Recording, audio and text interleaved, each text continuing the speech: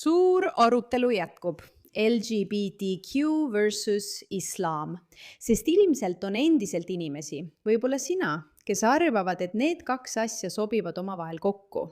Jah, neid on sõna otseses mõttes nii ajupestud, et nad arvavad, et sa võid olla queer või gei ja saada islamistidelt armastust ja toetust, hoolimata sellest, et islamistid on väga selgelt öelnud, et see pole nende arvamus. Poisid, olge valmis. Võite naerda, võite nutta. Ma pole kindel, kumb see täpselt saab olema, aga meil on täna teile suurepärane sisu. Tere tulemast saatesse Pushback. Mina olen teie saatejuht Meira ka. Me oleme siin, et kaitsta läänd kõigi nende kurjuse sissetungide eest. Ja kui sa oled aru saanud, et sellele tuleb vastu astuda, siis tere tulemast. Sa oled leidnud oma inimesed. Kindlasti vajutage tellimisnuppu, likeige seda videot ja sukeldume sisse. See video on vana, aga see on tõeline kuld. Okei.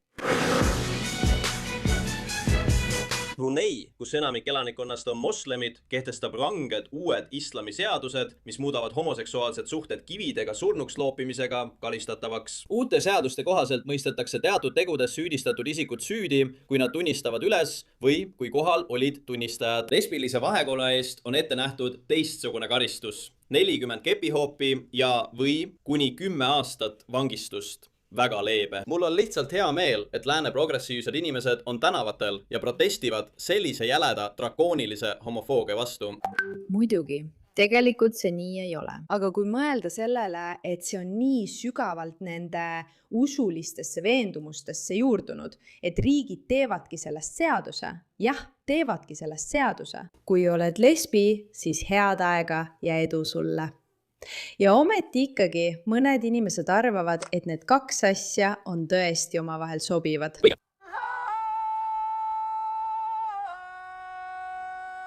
Ma mõtlen, oota üks hetk. Ma tahan, et sa loeksid need korraks läbi. P-U-S-Pussi haarab ja lõpetab valge ülemvõimu. Armastus võidab vihkamise. Trump valetas. Jah, aga. Ma mõtlen, ja nende juuksed on rohelised. Ma ütlen sulle, me võiksime maailma probleemid lahendada, kui me lihtsalt keelaksime juuksevärvi.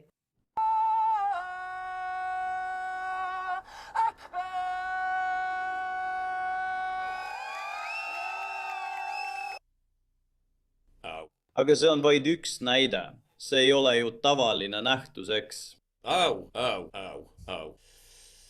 Ma mõtlen jälle see iroonia. Aga vähemalt need progressiivsed, kes lähevad. Vaadake korraks neid pilte. Ei islamofoobiale, ei rassismile ja fašismile, võrdsusele ja mitmekesisusele, LGBTQ islamofoobia vastu. See on minu jaoks lihtsalt nii mõeldamatu, et need inimesed ikka veel arvavad, et see on päris, kui sa näed, et nad hukkavad sind. Issand, seda ei ütle isegi mitte meie, seda ütlevad nemad ise.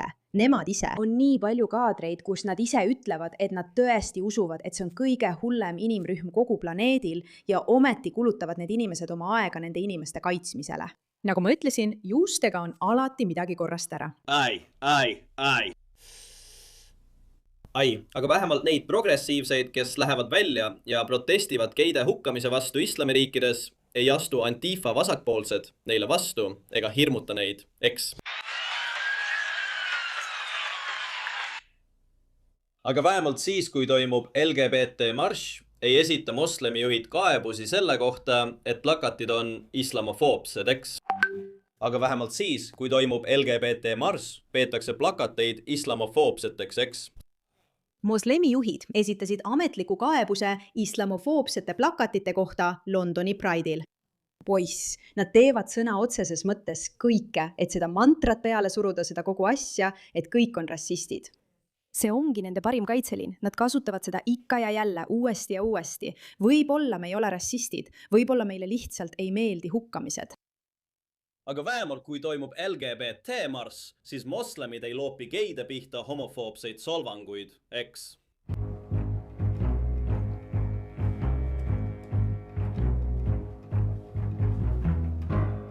Oled sa kindel, et kavatsed seda teha? Vaata seda sassy faggot inimesed. Tal on natuke sädelust. Allah needku teda. Aga vähemalt. Oh.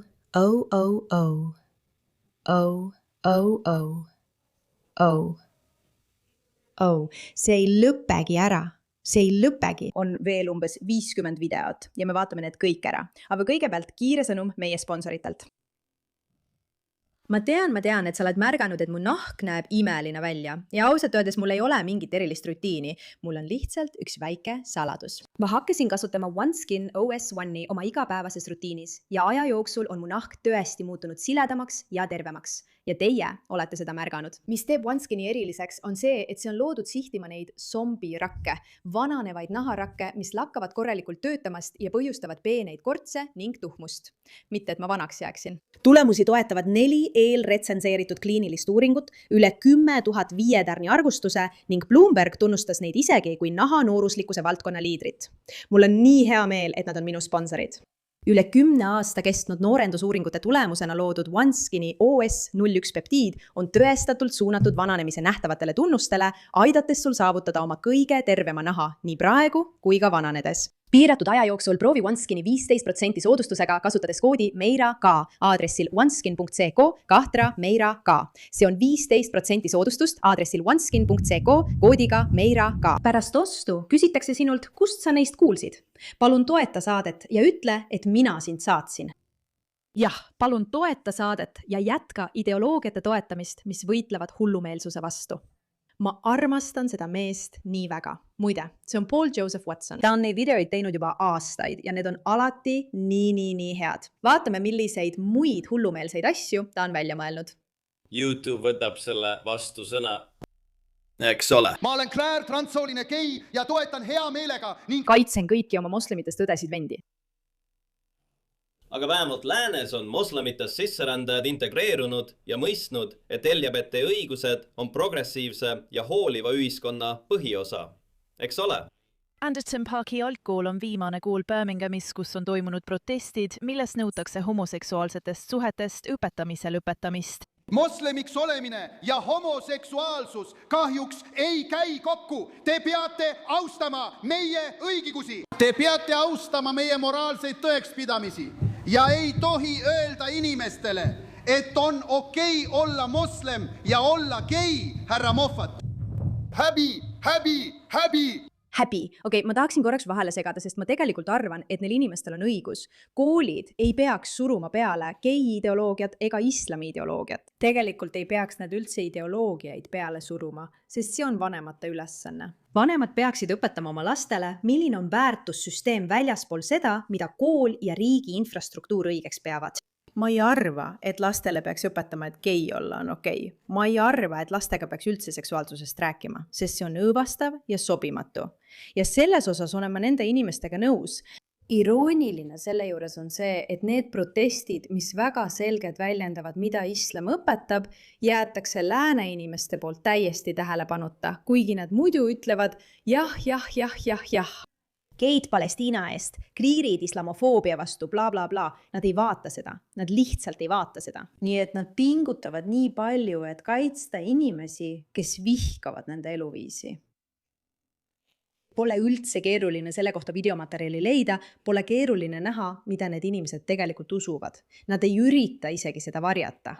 Nad protestivad massiivselt koolides, nad avaldavad oma arvamust ja ometi mingil põhjusel need idioodid, need kasulikud idioodid ütlevad ikka, ei, see on lihtsalt veel üks asi, mille pärast me peame muretsema. See on veel üks võimalus tõestada, kui moraalsed me oleme. Lähme ja võitleme kohutava islamofoobia vastu. Minu jaoks on see lihtsalt hullumeelne.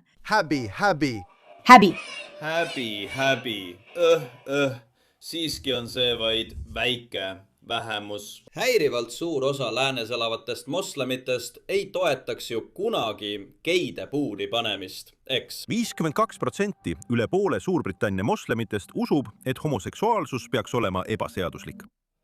Nimekiri riikidest, kus kividega surnuks loobitakse või hukatakse geisid. Afganistan 99% moslemid, Iraan 99% moslemid, Mauritaania 99% moslemid, Sudaan 97% moslemid, Nigeeria 50% moslemid, Jeemen 99% moslemid, Saudi Araabia 93% moslemid, Somaalia 99,9%, moslemid, nimekiri riikidest, kus avalikult piitsutatakse geisid. Indoneesia 87%, moslemid. Katar, Al Jazeera 67%, moslemid. Malaisia 61%, moslemid. Araabia Ühendemiraadid 80%, moslemid. Mingit sorti. Mine. Ma arvan, et need numbrid räägivad enda eest, kas pole? Siin on mingi seos. Ma ei oska sellele päris näppu peale panna. Mina.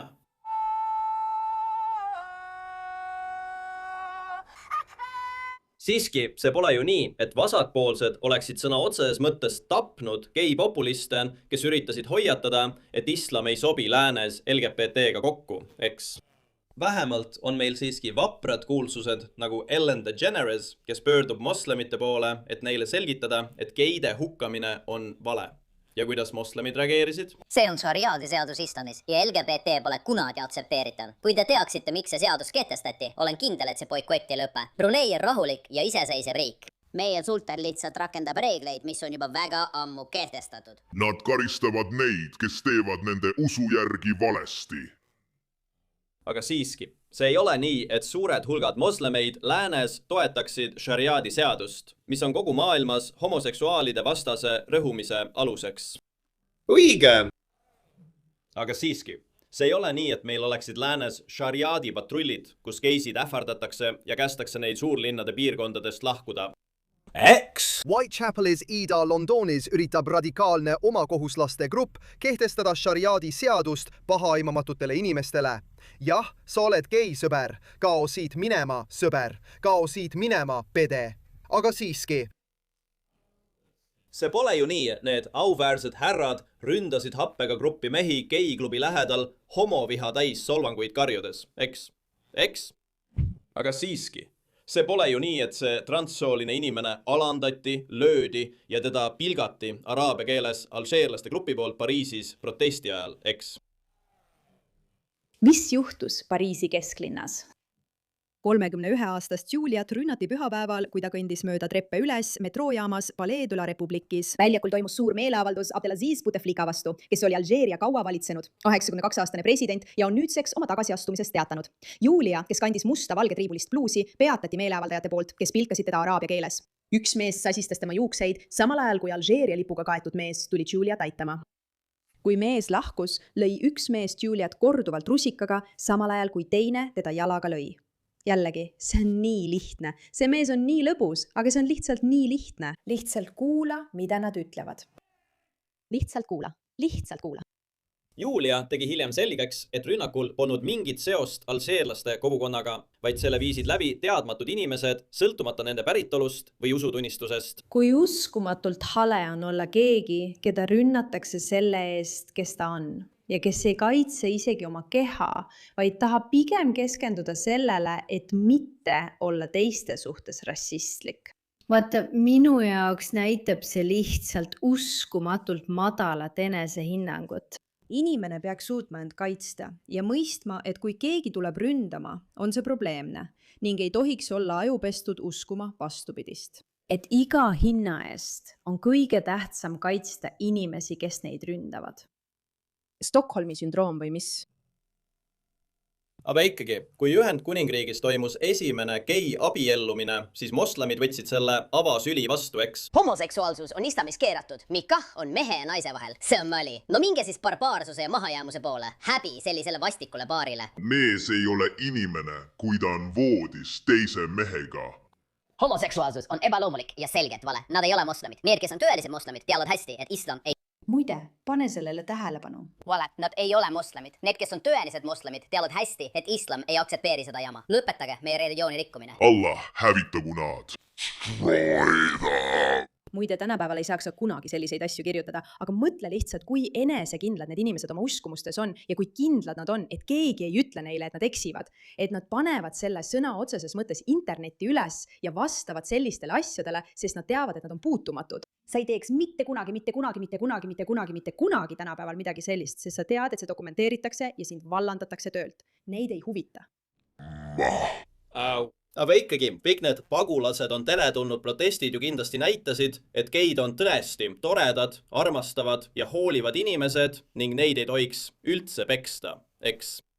Aga igatahes, unusta see kõik ära. Kas see pole mitte lihtsalt meie kitsarinnalise ja rassistliku maailmavaate muutmine? Lõppude lõpuks on hijab, mis symboliseerib naiste allutamist meestele kogu islami maailmas ja mille mittekandmine viib naiste arreteerimise, vangistamise ja piinamiseni kogu islami maailmas, nüüd uhke feminismi sümbol. Nii et miks me ei võiks lihtsalt? Hijabid ei ole feminismi sümbol. Need on sümboliks sellele, et naisi sunnitakse end katma ja varjama, et mehed ei saaks kahjustada. Tiiskle, et homoseksuaalide süstemaatiline rõhumine islami maailmas tegelikult tähendab homoseksuaalide vabastamist islami maailmas. Kuule, moslemite kaitseks võib öelda, et erinevalt progressiivsetest inimestest on neil vähemalt järjekindlad põhimõtted.